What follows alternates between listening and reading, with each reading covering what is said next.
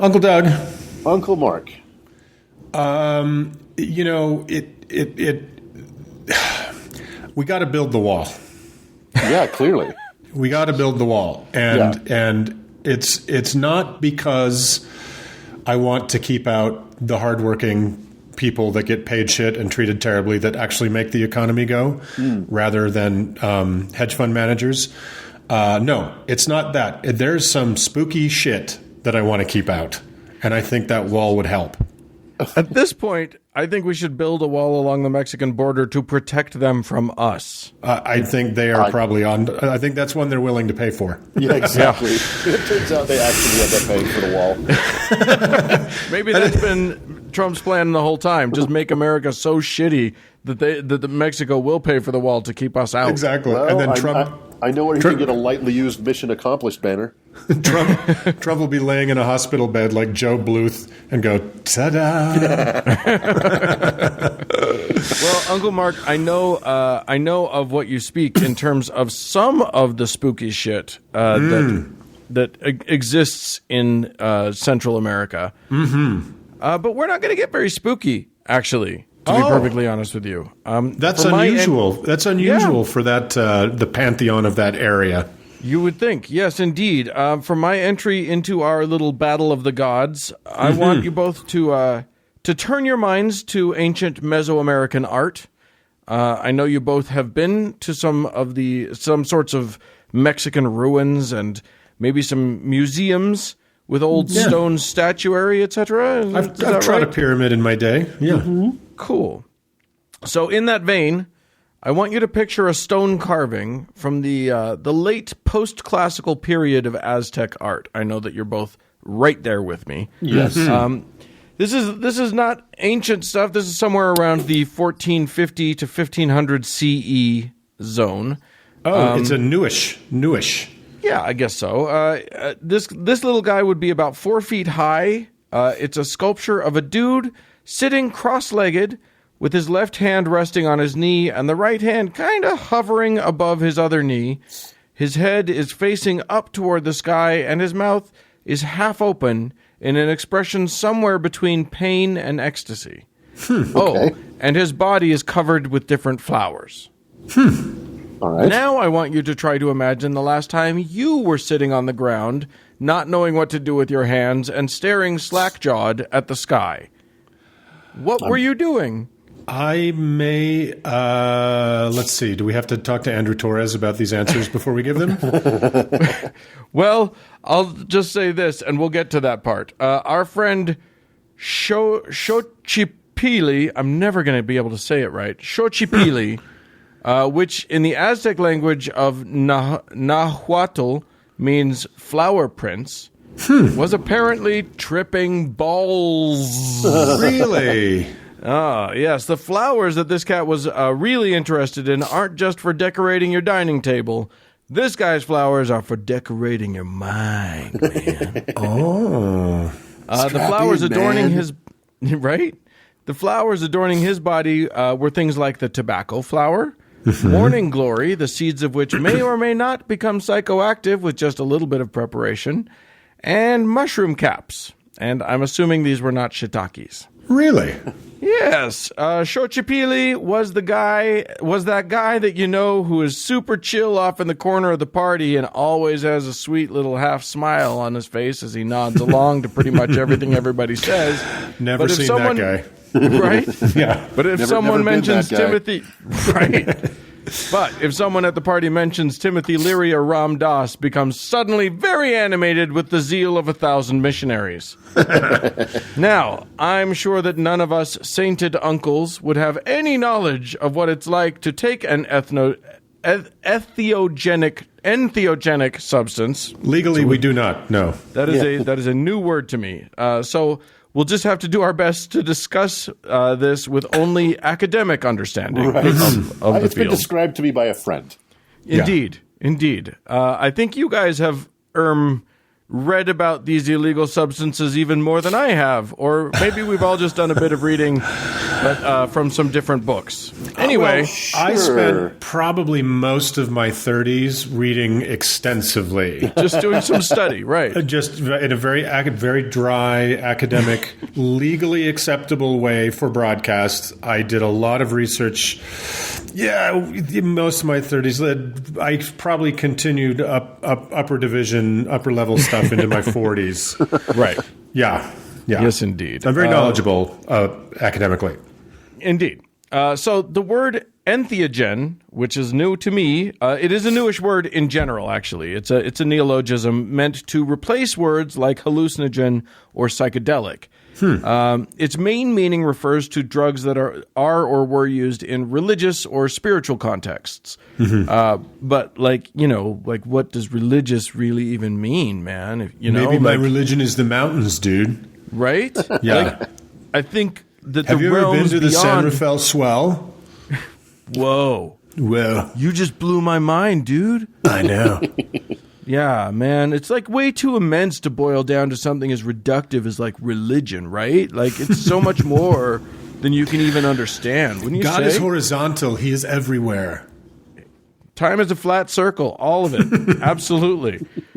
So anyway, an entheogen, for those who don't know, is a psychoactive substance that alters one's perception, mood, cognition, behavior, or, and this is the word to listen for if you want to know if somebody has actually tried these, consciousness. The root of the word is entheos, which translates from Greek as something along the lines of full of God, which, as anyone who's ever had a discussion with someone who just got back from an ayahuasca ceremony can attest, is definitely how people like to talk about these substances. Yes, indeed. I tend to think they're full of something else, but it's all subjective, really. Yeah.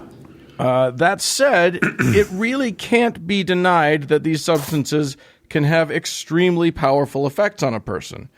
The spectrum runs from the deeply personal and incredibly healing to full and permanent psychotic breaks from reality. There's very little proper scientific study done of these drugs, however, because in the 70s, they were classified as a Schedule I drug by the federal government, meaning they had low or no medicinal value and high potential for abuse. Now, if you want hours and hours of discourse on why they were classified this way, including probable racist and anti-dissident motivations, please feel free to whisper a question about it within a 3-mile radius of any white man with dreadlocks. Well, let me just say now that once they were Schedule 1 and government was on the case, right. They're just impossible to find. Yeah, you can't get them anymore. But it's true that it limited the research into this extremely interesting and potentially incredibly helpful field of psychology, etc. Because they were just made blanket illegal. You can't do research on them. Right, and we are starting to come back out of that. There is some science that's starting to be done, and there's a lot of potential. In terms of medicine and all this sort of stuff. But don't think that we have good science about it, because we don't yet. Yeah. So there you go. And I do want to take this moment to give an Uncle public service announcement. While it's unlikely that these drugs are anywhere near as dangerous as Nancy Reagan would have had you believe, if you're thinking of trying a psychedelic, which we do not officially recommend or endorse, please do some research about things like possible interactions with prescription drugs you might take. For example, people who take SSRIs for depression, that's serotonin reuptake inhibitors, who then try LSD, can actually die from too much serotonin. Jesus, really? Yeah. Wow. So death is a pretty nasty side effect. And I would be wary of that. So, yeah, just do a little bit of research before you try anything. Yeah, and I'll do a quick, if I can jump onto that, I'll do a quick public service announcement, too. I, as you all know, I spend a lot of time in Vancouver. There's a huge habitual drug use issue in Vancouver, and the fuckers who sell this stuff have been cutting all kinds of our narcotics that people buy, street narcotics people buy, with fentanyl, which is an incredibly dangerous multiplier. So whatever you are doing, and we're not suggesting you do anything, my God, please be careful when you're not doing it. Yeah, I think it's good advice whenever ingesting anything that is unregulated or of unknown origins to do the research that you can do, because you never know. Yeah. So I just wanted to put that out there because so much of the messaging about things, about especially psychedelics and especially plant-based, plant origin things, is that they're harmless, man. There's nothing that can happen. It's nature, and the man's just trying to keep us from doing it. And while there's something to that, mushrooms are probably the least dangerous thing, illegal drug that you could do. There is still danger there, and do some research before you try it. That's all I'm saying. Yeah. Before you don't try it. Before you don't try it, or do try it, but without our blessing. Yes. Definitely without our curse. But we love you no matter what. We love you all the ways. Yes. So anyone who has tried hallucinogens before, or anyone who's gone to a rave, or even anyone who's gone camping and ended up next to a drum circle, for that matter, will be unsurprised to learn that Xochipili is also the god of art, games, beauty, dance, and song. When entheogenics are part of your spiritual practice, your interest in pretty things is 100% going to go up. Is he the god of Van Gogh paintings? Absolutely. That dude was praying to him. He's the god of blacklight posters. Right. Yeah, exactly. And swirly patterns. He's the god of Spencer's gifts. We get it. He's the god of Dark Side of the Moon. Yeah. And all those things. Kaleidoscopes. It's no wonder that depictions of Xochipili, I can't even say it. Why did I write it so many times in my thing if I can't say it? It starts with an X. It's not going to end well. Right, exactly. Yeah. It's no wonder that depictions of him are all about flowers, even when the fun parts of the plants are leaves or seeds.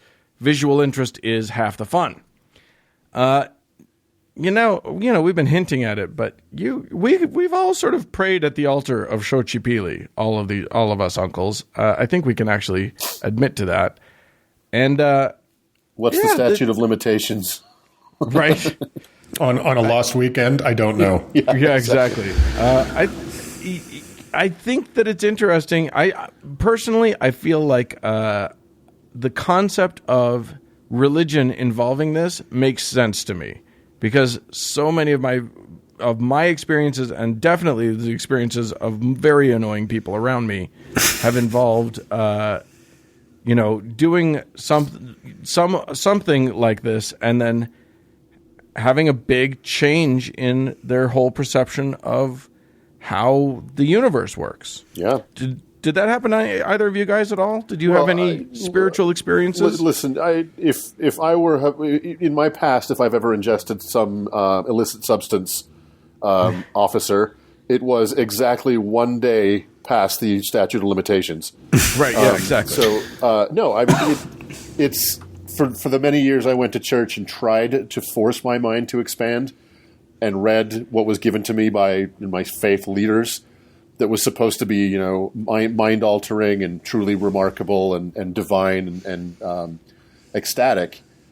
One little mushroom cap pretty much exploded that whole fucking universe into a billion pieces. You know what I mean? Yeah, I would whether or not I had ever ingested anything. I'm not saying I did. I did not so much have spiritual experiences as profoundly. Just perspective changing. Perspective changing is a great way to put it. The life that I was living, the life I had long lived, and the perspective shift was, I guess other people would describe it as spiritual. I don't really, but it was profound, or not. I can't say because it never happened. Can neither confirm nor deny. Absolutely, I feel like that there's something to it that is.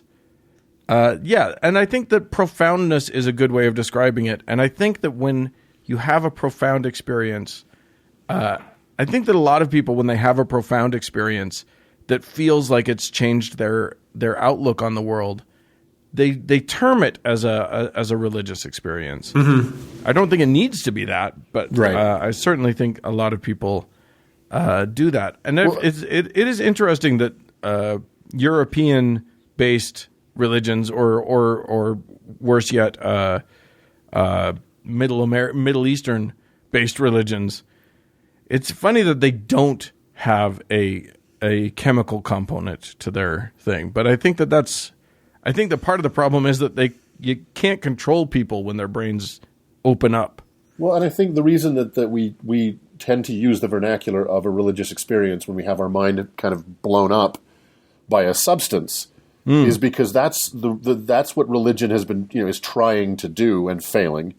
So that's the vernacular we've got to actually describe having your perspective broadened or your mind shattered or your a kinship with all living things truly felt to your core. Is we don't have another language for that, and the one we have is religion's trying to provide that experience to us. And again, let me reiterate, utterly failing. Right. Yeah, and I think, Dan, when you're, it's obviously the Aztecs had a different kind of religious practice and theory than, say, like Catholicism or Protestantism, because for the, like you say, those European churches, psychedelics would be no fucking good. They wouldn't work because the outcome is unpredictable. Right. You don't know you have no idea what kind of experience somebody's going to have. So that they couldn't allow that shit at all. It's not conducive to dogma. Right, exactly. Or rather, not conducive to your dogma. It might be conducive to the individual's dogma, but not the one that you want them to have. Yeah. Yeah. Well, all right. Mark, in your interview last week, you guys were talking about this. But one of the tenets of a cult is to it's to kind of have that control over the expansion or perspective in your mind, right? Yeah. Well, to have control over your thinking. Yeah. And so for anything like Dan says it's dogmatic, that's not going to work. But we definitely know that there are cult experiences or cults that have been set up where psychedelics were definitely used. Yeah.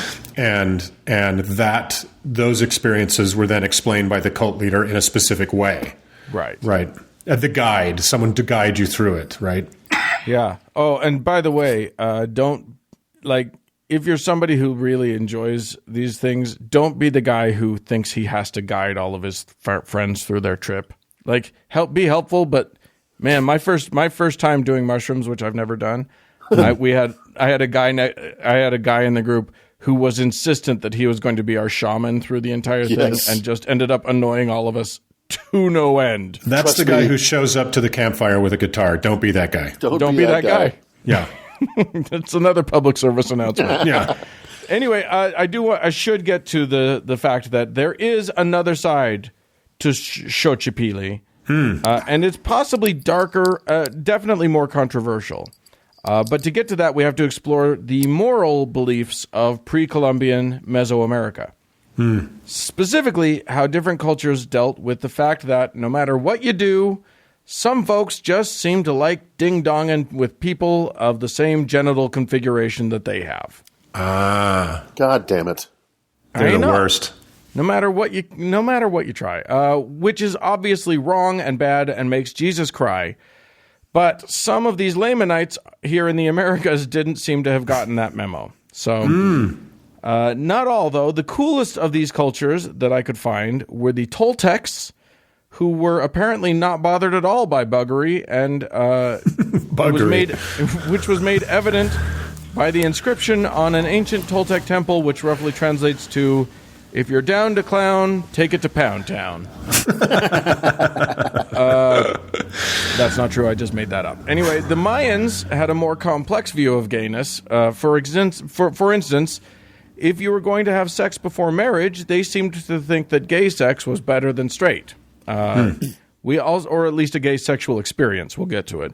We do know that they had orgies that included tons of gay stuff, which is cool. But apparently, if you enter through the back door, they'd kill you. So, feels like a little bit of mixed messaging there, if you ask me. The Aztecs, however, were the Puritans of Mexico. When it came to gayness, they were strict and anti. There is evidence of the ruling class getting a little frisky every so often, and conquered people being turned into sex slaves, including gay stuff. And there are even stories of ladyboy brothels around Veracruz. But for the most part, you didn't want to be gay in their empire. Again, I think when it comes to the Aztecs, I don't think you want to be in their empire at all. At all? For any reason. That's possible. Again, with the Aztecs, gayness is punishable by death, this time with differing punishments for tops who were whose deaths were impalement and hanging, and bottoms whose deaths were, well, they were much, much worse. Rude. That's just bottom shaming. It's really fucking uncool. I'm not cool with it at all. Yeah. I'm definitely not cool with how tops and bottoms were described on Wikipedia in the article I was reading, which was like how did they do it?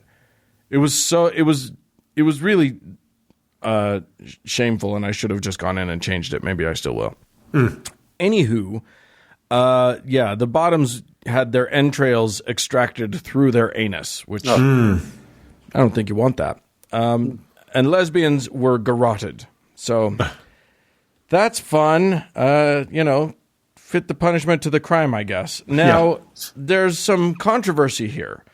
Some historians believe that these rules weren't really enforced. They cite Spanish chronicles that talk about rampant sodomy and obviously their own efforts to control it because they're Europeans. The truth is that a look at any society's history shows that they were never just one way for long. So I'm guessing that they went through lots of different phases of tolerance and intolerance, depending on who was in charge and what the general mood was at the time.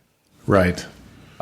Part of the problem here is that most of the records we have are Spanish, and there's a tiny outside possibility that they were just the slightest bit biased against the natives. Come on. I know, it seems unfair, but I'm just saying that's a possibility. At the end of the day, nobody really got hurt. Yeah, so those doing the documenting were painting a picture for other Europeans that benefited them personally. They didn't have a lot of motivation to be, historically accurate. Right. There were existing documents from the Aztec people themselves, but the Spanish destroyed many of them and tampered with others, so all we have are bits and pieces to go on. Anyway, with all of that as our background, our friend Xochipili has one more duty on his roster. It may be that he was brought into the Aztec pantheon from an outside group that was conquered, like the Toltecs, possibly. Remember the Toltecs? They were the nice rainbow flag-waving hippies of Mexico. Anyway, it seems that the Aztecs weren't able to fully co-opt the gods into their own way of thinking. So, along with getting bitches high as fuck, Xochipili was also in charge of protecting gay folks, including and possibly especially gay sex workers. Oh, really? So there you go. Which makes sense. Because, this dude's mind was like wide open, right? I mean, I did DMT one time and I was totally able to see through the bullshit of capitalism. Imagine how much a god who does shrooms can see. Wow. Well, that's interesting. That's very cool. God of it's the very sex fascinating. worker. Well, that's awesome. The god of the gay sex workers and hallucinogens.